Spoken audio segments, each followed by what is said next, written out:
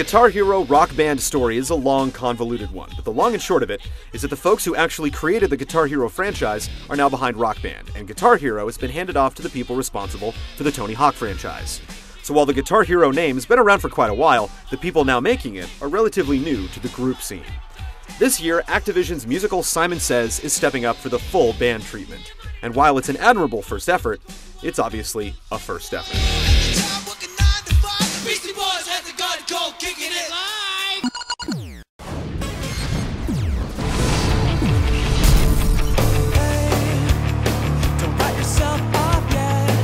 There are 86 songs by the original artists in Worldtour, and unfortunately, no option to import more from prior games.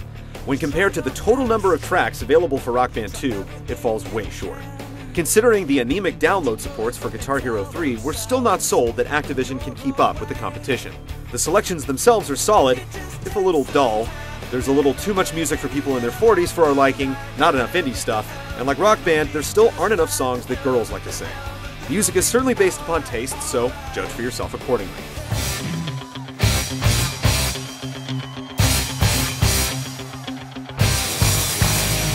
You begin by creating a persona with a full-fledged character generator. No prefabs here. The options are the best in the genre, with the ability to place and orient each element of the human face. Instrument customization is also impressive, as you can select every last piece of hardware that goes into building each one. As you might imagine, there are some drastic changes to the structure of the game, now that it's about more than just guitars. Even though Activision has had a chance to watch the mistakes that were made with Rock Band, it hasn't managed to capitalize on much of it. Some issues the first Rock Band had are present here.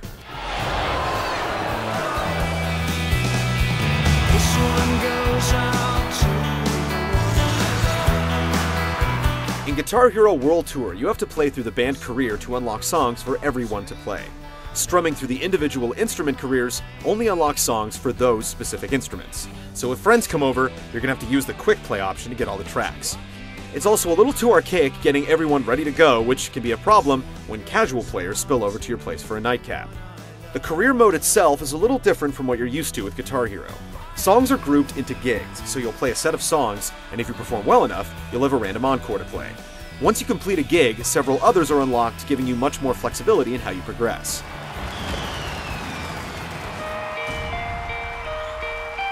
Duels against famous artists have returned, though it's a standard tug-of-war setup as the power-ups have been removed.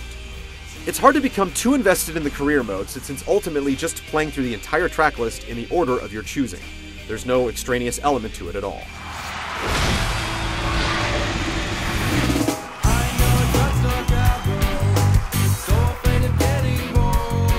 Aside from the career, you also have head-to-head duels, quick play, and a suite of online options. Here you can snag extra players to fill out your band, or go head-to-head with other virtual groups. It's not a bad start, and the tipping point is the music studio. Some people like to say that electronic artists don't have any talent, but after they tangle with the music studio and Worldtour, they'll have a new appreciation. It's quite possibly the most complicated user creation app ever included in a console game. Just working through all the tutorials can take over an hour, and you'd better pay attention.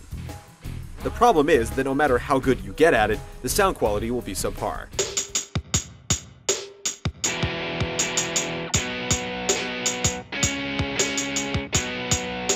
You can also not add vocals to any songs you create, though we have no rational idea why. We're sure someone will create some songs worth playing, it's just probably not going to be us. For a freshman effort, Guitar Hero Worldtour has a nice list of options. It's behind the competition in several regards, but the inclusion of the music studio pushes the genre forward, albeit in a complicated direction.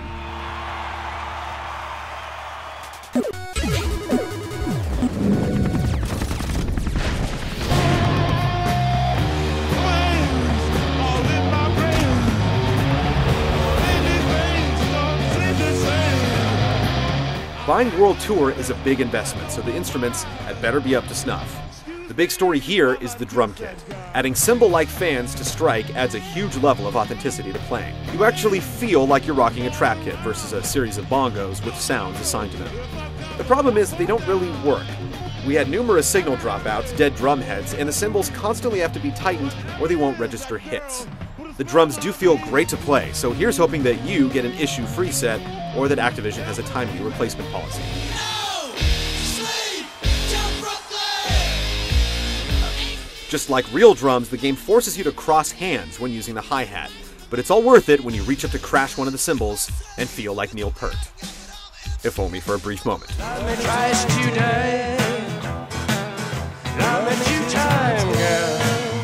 The mic looks to be from the same exact manufacturer that makes Rock Band mics, and it has more than enough sensitivity.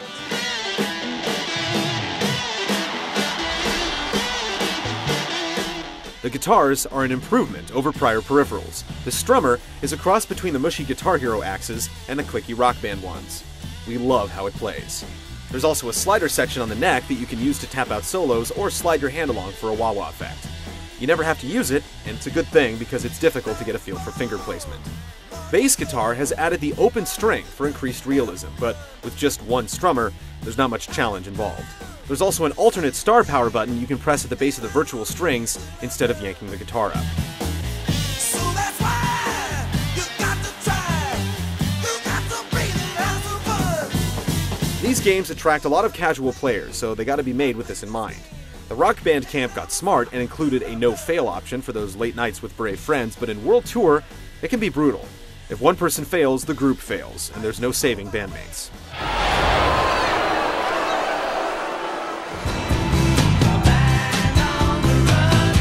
Note tablatures have traditionally been a strong suit of the franchise, but some songs are disappointing here.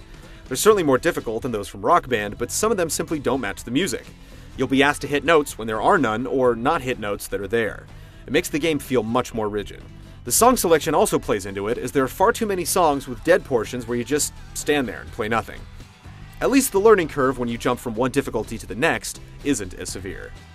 The biggest issue in playing Guitar Hero Worldtour is poor build quality of the drums. Yet when they actually work, they feel much more realistic than the competition. They even have a MIDI port out so they can be integrated into a studio. The note tablatures could definitely use some more TLC, but just like Rock Band, the feeling you get when four friends are rocking in unison is hard to put into words.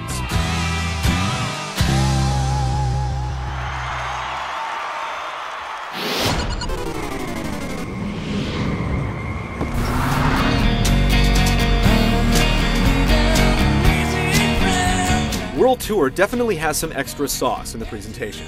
There are tons of different venues to play in, and when an encore is requested, the entire place will transform with some elaborate cinemas.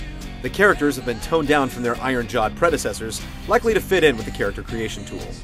There's no story really, but the flimsy premise is moved forward by hand-drawn art reminiscent of a Gorillaz album cover. Animation is solid, with the real rock stars pulling off their patented onstage moves and the generic players accurately playing their instruments or singing to the music.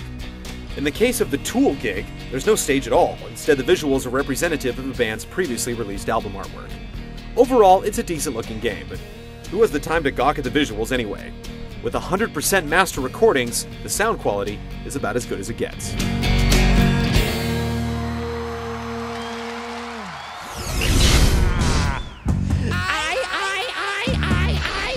Guitar Hero Worldtour is a valiant first effort. It has some wrinkles that you won't find in Rock Band 2, and the drums have some durability issues, but when everything works, and there are four people playing together in the living room, it's hard to tell the difference between the two games. The song list is short in comparison, but the music creator softens the blow a bit, even if you'll have to spend a lot of time figuring it out. Another viable challenger has stepped onto the stage, but we'll have to wait until the next tour before it becomes anything more than a warm-up band.